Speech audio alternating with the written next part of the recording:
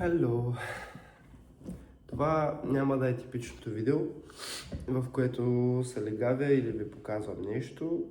По-скоро ще обясня защо канала се казва Горящи, тъй като някои човека ме питаха. Даже няма да го обработя видеото, ще го оставя така. Видеото се казва... Ето защо е едита.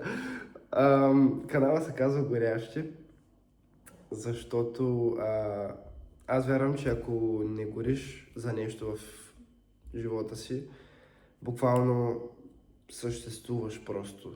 И нито си полезен на обществото, нито на себе си. И аз лично съм имал такъв период, в който нищо не иска да правя.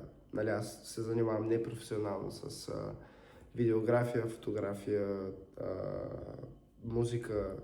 И имаше един период, в който нито едно от тези неща не исках да правя. И буквално исках само да спя. Не знам.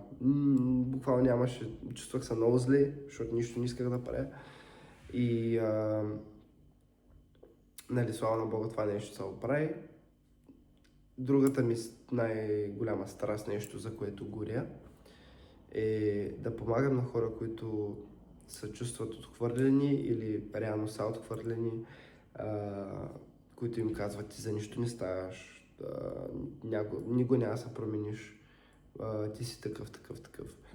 Защото аз реално съм бил от тия хора, които никой не искаше, нали, да съм в компанията им, тъй като бях доста лош човек, правих много мизерии и точно тия да ми чувах, нали, ти никога няма да се промениш, винаги ще си такъв, това си е част от тебе, ти си такъв.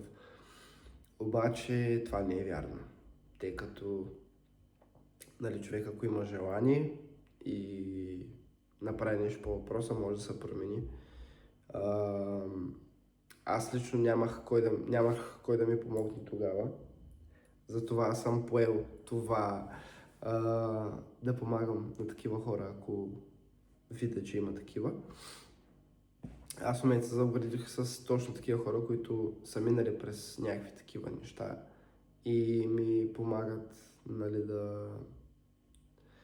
да осъзная някои неща, които те са осъзнали, и по същия начин искам и аз да го направя. Така че аз за това горя. И това е идеята на канала де. Тъй като ако има много хора, които гледат видеята, те ще се зареждат с позитивна енергия, ще горят за това да се развиват в живота си, да се движат. Тъй като ако стоиш на едно място, както казах, ставаш просто буквално безполезен, а не ето идеята. Аз също така, нали, вярвам, че тази промяна, това е лично мое мнение, не искам да налагам нищо на никой, но промяната се случва чрез Исус, тъй като, нали, аз съм вярващ. И когато излязох от там, нали, от вярата, или по-скоро се опитах, се чувствах много зле. Точно тогава беше този период, в който нищо не исках да правя. И, нали, когато вече видях, че просто няма как, и се върнах при Бог и пак станах този горящ човек, който познавам. Даже самото име Горящ дойде от... имаше една проповед, аз ходя в църква в Филаделфия, Бургас, и пастор Маги проповядваше как не трябва Бог да ни е просто патерицата в живота и нали, да се обръщаме към Него само когато имаме някаква трудност и да сме някакви: Господи, помогни ми, и след това като ни помогни и ни да кажем, нали, да си продължим и да си живеем живота както искаме. Ами по-скоро ежедневно да го търсиш и дори и да ти е добре живота, пак да си до Него, пак да си с Него, защото, нали, от Него идва щастието, от Него идва любовта и всичко, което търсим на други места. И тя буквално, нали, изборяваше доста неща, изборяваше някакви неща и просто каза Горящи. И аз като го чух, и направо се едно името ме удари. Аз много време исках да правя YouTube канал или нещо такова и се нямах име. И тя като каза, нали, горящи и ми се заби така в главата, даже си го записах. И наскоро Мариан, не знам дали ги знаете, кои са тия хора, проверете ги. Мариан проповядваше за това, темата му се казваше хладък или горящ, което беше потвърждение за този YouTube канал. И по принцип, нали, исках лека по лека да вкарвам това, че съм Christian guy. Ами не, директно ще си казвам, аз съм вярващ от 10 години и имал съм си моите ups and downs, но вярвам, че чрез Бог всичко е възможно, че чрез Бог всичко, което казваме, че е гадно, може да стане хубаво. И много други неща вярвам, но за това ще говоря в други видеа. Да, в рамките на 6 минути това е обяснението защо каналът се казва Горящ. Защото аз горя, както, нали, освен за музика и за видеография и за фотография и за такива неща, горя за това да виждам как хора се променят след среща с Исус, тъй като аз съм виждал много хора от супер ужасни хора, след като се запознават с Бог,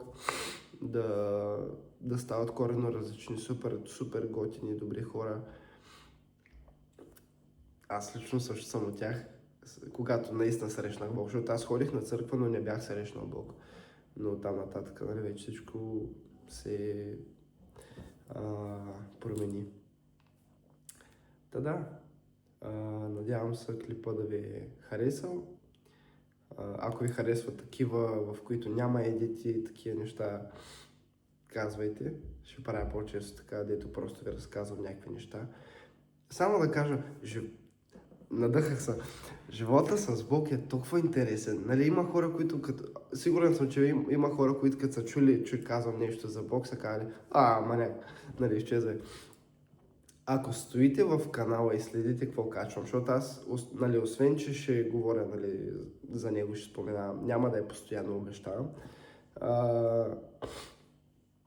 Нали, ще качвам и други работи, но ще ви разказвам истории, които съм виждал, нали, Бог да прави и са просто вау. Не знам, много съм надъхан, много се изкефих. Между другото, ще си призная, този клип в момента го снимам за 30 път и се имаше някакъв проблем. Или се бърках, не знаех какво да кажа, или ми пишеше телефона, че нямам повече памет. И в момента това, че снимам вече от 8 минути и няма никакъв проблем, означава, че нещо не съм казал както трябва. Така, много се хайпнах. Спирам го видеото и го качвам. Надявам се да ви е харесал клипа. Нали, знаете, там вече е subscription, бла-бла-бла. И да, лека вечер.